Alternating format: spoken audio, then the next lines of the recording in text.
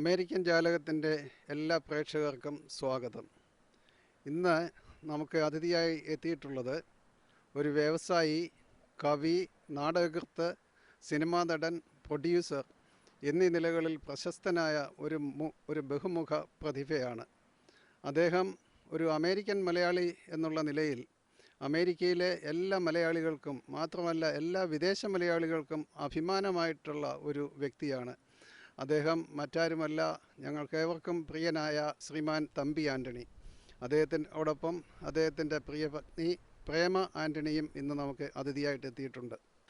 ശ്രീമാൻ തമ്പി ആൻ്റണി, താങ്കളുടെ സിനിമാ ലോകത്തെ അഭിനയത്തെക്കുറിച്ചും ജീവിതത്തെക്കുറിച്ചും ഇതുവരെ ചെയ്തിട്ടുള്ള സിനിമകളെക്കുറിച്ചും അവാർഡുകളെക്കുറിച്ചും എല്ലാം വളരെ ചുരുക്കമായിട്ടൊന്ന് പറയാമോ? ഈ അടുത്ത കാലത്ത് ഈ വർഷം ഞാൻ ആദ്യമായിട്ട് ചെയ്ത സിനിമ എന്ന് പറഞ്ഞാൽ ആദാമിൻ്റെ മകൻ അബുവ. സലീം മുഹമ്മദ് എന്ന് പറഞ്ഞ ഒരു പുതിയ ഡയറക്ടറാണ്. പിന്നെ സലീം കുമാറാണ് ഹീറോ. അതിനകത്ത് ഒരു ദിവ്യൻ, അതായത് സ്ഥലത്തെ പ്രധാന ദിവ്യൻ എന്നൊക്കെ പറയുന്ന വളരെ ദിവ്യശക്തിയുള്ള ഒരു മനുഷ്യനായിട്ടാണ് ഞാനത്. ഒരു ഉസ്താദ്, ഒരു മുസ്ലിം പണ്ഡിതൻ. അതാണ് എനിക്ക് വളരെ ഇമ്പോർട്ടൻ്റ് ആയിട്ടുള്ള ക്യാരക്ടറാണ്. അതിനകത്ത് മലയാളത്തിലെ മിക്കവാറും എല്ലാ കോമഡി ആർട്ടിസ്റ്റും ഉണ്ട്, ജഗതി തൊട്ട് എല്ലാവരും ഉണ്ട്. അതിന് ശേഷമാണ് ഞാൻ യാത്ര തുടരുന്നു എന്ന് പറയുന്ന ജയൻ ശിവപുരം. അദ്ദേഹം വളരെ അറിയപ്പെടുന്ന ഒരു ജേർണലിസ്റ്റാണ്, മനോരമയിലൊക്കെ വർക്ക് ചെയ്യുന്നത്. അദ്ദേഹത്തിൻ്റെ യാത്ര തുടരുന്ന സിനിമയിലെ ഒരു പ്രീസ്റ്റ്, അതായത് ഒരു പുരോഹിതൻ. അദ്ദേഹത്തിൻ്റെ പേര് സേവിയർ തെങ്ങുംമൂട്ടിൽ.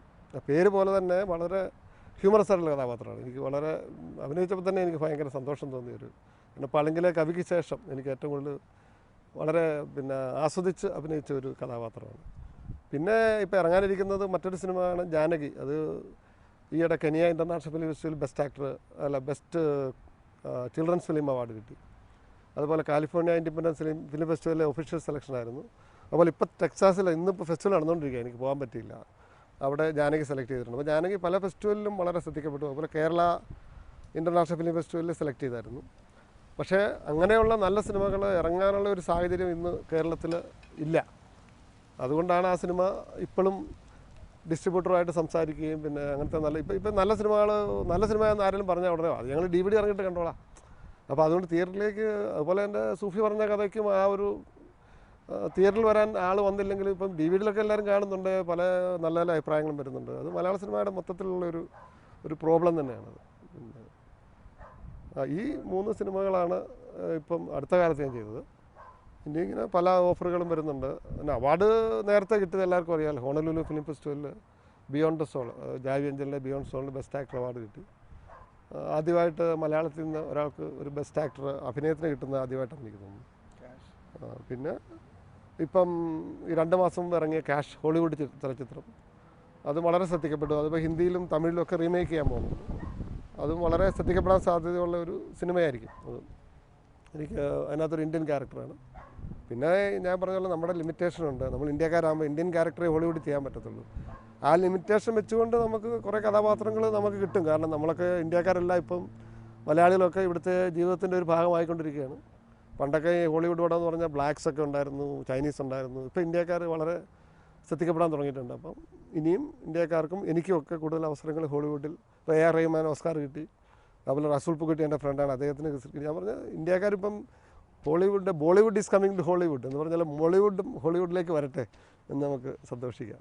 തിരക്ക് പിടിച്ച അഭിനയത്തിനിടയിലും താങ്കൾ കവിതയിലും നാടകരചനയിലും വളരെ വ്യാപൃതനാണെന്ന് ഞങ്ങൾ മനസ്സിലാക്കുന്നുണ്ട്.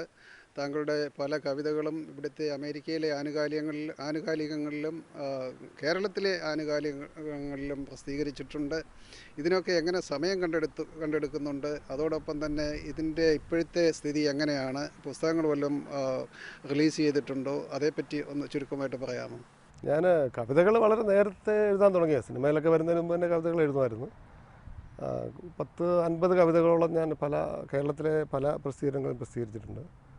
അപ്പോൾ അവസാനം വന്ന ഭാഷാഭൂഷണിയിലാണ്. അപ്പം പുസ്തകമാക്കാൻ ഞാൻ ആഗ്രഹിച്ചത് കവിതകളാണ്. പക്ഷേ ആദ്യം പുസ്തകമായത് എൻ്റെ നാടകങ്ങളാണ്. ഇടിച്ചക്കപ്ലാമൂട് പോലീസ് സ്റ്റേഷൻ എന്ന് പറഞ്ഞ നാടകമാണ് ആദ്യം പുസ്തകമായത്. അതൊരു ഇപ്പോൾ 2 വർഷമായി.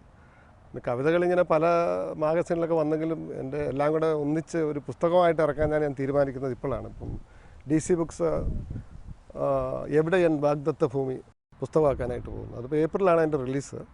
KP രാമനോടെയാണ് അദ്ദേഹത്തിൻ്റെ അവതാരിക എഴുതിയേക്കുന്നത്. അപ്പം എന്നെ സംബന്ധിച്ചോളം എനിക്ക് ഏറ്റവും സന്തോഷമുള്ളൊരു അവസരമാണ്. കാരണം കവിതയായിരുന്നുള്ള ഞാൻ തുടക്കം എൻ്റെ കവിതയിലായിരുന്നു. അപ്പോൾ കവിത പുസ്തകമാകാൻ പോകുമെന്ന് പറയുമ്പം ഞാൻ മാനസികമായിട്ട് ഏറ്റവും സന്തോഷിക്കുന്ന ഒരു നിമിഷമാണ്. ഇനിയും കവിത എഴുതാനുള്ള ഇപ്പോൾ ഇത്രയും നല്ലൊരു DC പോലുള്ള നല്ലൊരു പ്രസാധകർ പ്രസിദ്ധീകരിക്കുന്ന പറയുമ്പോൾ തന്നെ നമുക്ക് ഇനിയും എഴുതാനുള്ള ഒരു പ്രചോദനം കൂടിയാണ്. അപ്പോൾ അതിൽ എനിക്ക് വളരെ സന്തോഷമുണ്ട്. ഇനി എനിക്ക് ചോദിക്കാനുള്ളത് ശ്രീമതി പ്രേമ ആൻ്റണിയോടാണ്. ഇത്രയും തിരക്ക് പിടിച്ച ഒരു ഭർത്താവ്, ഇത്രയും തിരക്ക് പിടിച്ച ഈ ഒരു ഭർത്താവിനുമായിട്ടുള്ള ജീവിതം, അതോടൊപ്പം തന്നെ ശ്രീമതി പ്രേമ ആൻ്റണി തന്നെ വ്യവസായത്തിലെ നിങ്ങളുടെ വ്യവസായത്തിലെ പങ്കാളിയുമാണ്. ഇത്രയും അപ്പം രണ്ടുപേരും വളരെ തിരക്ക് പിടിച്ച രീതിയിലാണ്. എങ്ങനെയാണ് അമേരിക്കയിലെ ജീവിതം, അമേരിക്കയിലെ കുടുംബ ജീവിതം? തിരക്ക് പിടിച്ച ജീവിതം ഇവിടെയാണെങ്കിലും നാട്ടിലാണെങ്കിലും എല്ലാ ഭാര്യമാരുടെയും ജീവിതം തിരക്ക് പിടിച്ചതാണ്. ഭർത്താക്കന്മാരുടെ കാര്യം നോക്കണം, കുട്ടികളുടെ കാര്യം നോക്കണം, സ്കൂളിലെ കാര്യം നോക്കണം. പക്ഷെ നാട്ടിൽ നമുക്ക് കുറച്ചും കൂടെ ഹെൽപ്പുണ്ട്. ഇവിടെ ആ ഹെൽപ്പില്ല. അതൊന്നും ഇല്ലാത്ത സമയത്ത് എൻ്റെ മുഴുവൻ ഹെൽപ്പും എൻ്റെ ഭർത്താവായിരുന്നു. ഞങ്ങൾ കുട്ടികളെ വളർത്തിയ കാലങ്ങളിൽ ഞങ്ങൾ രണ്ടുപേരും അങ്ങോട്ടും ഇങ്ങോട്ടും സഹായിച്ചാണ് എല്ലാ കാര്യങ്ങളും ചെയ്തുകൊണ്ടിരുന്നത്. അത് കഴിഞ്ഞ് ഞങ്ങൾ കാലിഫോർണിയയിൽ ഒരു ബിസിനസ് തുടങ്ങി. ഹെൽത്ത് കെയർ ഇൻഡസ്ട്രിയാണ്. അത് തുടങ്ങിയപ്പോഴും ഞങ്ങൾ രണ്ടുപേരും കൂടിയാണ് എല്ലാം ചെയ്തത്. പുള്ളിക്കാരനെ ഞങ്ങളുടെ വ്യത്യാസം എന്നാന്ന് വെച്ചാൽ മറ്റുള്ള മലയാളികളോ അല്ലെങ്കിൽ മറ്റുള്ള ഭർത്താക്കന്മാരിലേക്കാളും ഞാൻ വ്യത്യസ്തമായിട്ട് കാണുന്നത്, പുള്ളിക്ക് എനിക്ക് കംപ്ലീറ്റ് സ്വാതന്ത്ര്യം തന്നിട്ടുണ്ട്. എനിക്ക് എന്ത് ചെയ്യാനും ഞാൻ ചെയ്യുന്ന കാര്യങ്ങളിൽ പുള്ളി വിശ്വസിച്ചുകൊണ്ട് മുമ്പോട്ട് പോകാനായിട്ട് എനിക്ക് എൻകറേജ്മെൻറ്റ് തരുന്നു. അതുപോലെ തന്നെ ഞാൻ എൻ്റെ ഭർത്താവിനോട് പറയും, വയസ്സായി കഴിഞ്ഞ് കഴിയുമ്പോൾ എൻ്റെ അടുത്ത് വന്ന് പറയരുത് എനിക്കന്ന് മൂവിയിൽ അഭിനയിക്കണമായിരുന്നു, പ്രേമ വിടാഞ്ഞിട്ടാണ് ഞാൻ പോകാതിരുന്നതെന്ന്. പക്ഷേ അതുകൊണ്ട് ഇപ്പോൾ ചെയ്യാൻ പറ്റുന്ന എല്ലാം ചെയ്തോളൂ. ഒരു 70 വയസ്സാകുമ്പോൾ ഇരുന്നുകൊണ്ട് പറയാം, എന്നെ വിട്ടതുകൊണ്ട് എനിക്കതൊക്കെ ചെയ്യാൻ പറ്റി. അതുകൊണ്ട് ഞാൻ ഒരു വിധത്തിലും പുള്ളിനെ ലിമിറ്റ് ചെയ്യാറില്ല. തിരക്കിട്ട ഈ ജീവിതത്തിലും നിങ്ങൾ ഹ്യൂസ്റ്റണിൽ വരികയും ഹ്യൂസ്റ്റണിലെ മലയാളികളുമായി താങ്കളുടെ സിനിമാ ലോകത്തെക്കുറിച്ചും സാഹിത്യ ലോകത്തെക്കുറിച്ചും അനുഭവങ്ങൾ പങ്കുവയ്ക്കുന്നതിനും ഇപ്പോൾ അമേരിക്കൻ ജാലകത്തിലെ പ്രേക്ഷകരോട് താങ്കളുടെ സിനിമാ ലോകത്തെക്കുറിച്ചും സാഹിത്യ ലോകത്തെക്കുറിച്ചും എല്ലാ അനുഭവം പങ്കുവച്ചതിലും വളരെ സന്തോഷം. അതോടൊപ്പം തന്നെ താങ്കളുടെ സിനിമാ ജീവിതത്തിലും അഭിനയ ജീവിതത്തിലും സാഹിത്യ രംഗത്തും ഇനിയും ധാരാളം അവസരങ്ങളുണ്ടാകട്ടെ, ധാരാളമായി ശോഭിക്കട്ടെ അതിനുവേണ്ടി ജഗദീശനോട് പ്രാർത്ഥിക്കുകയും ചെയ്യുന്നു. ഇങ്ങനെ ഒരു അവസരം തന്ന അമേരിക്കൻ ജാലകത്തിനും അമേരിക്കൻ ജാലകത്തിൻ്റെ ലോകമെമ്പാടുമുള്ള എല്ലാ പ്രേക്ഷകർക്കും ഞങ്ങൾ പ്രത്യേകം നന്ദി രേഖപ്പെടുത്തുന്നു.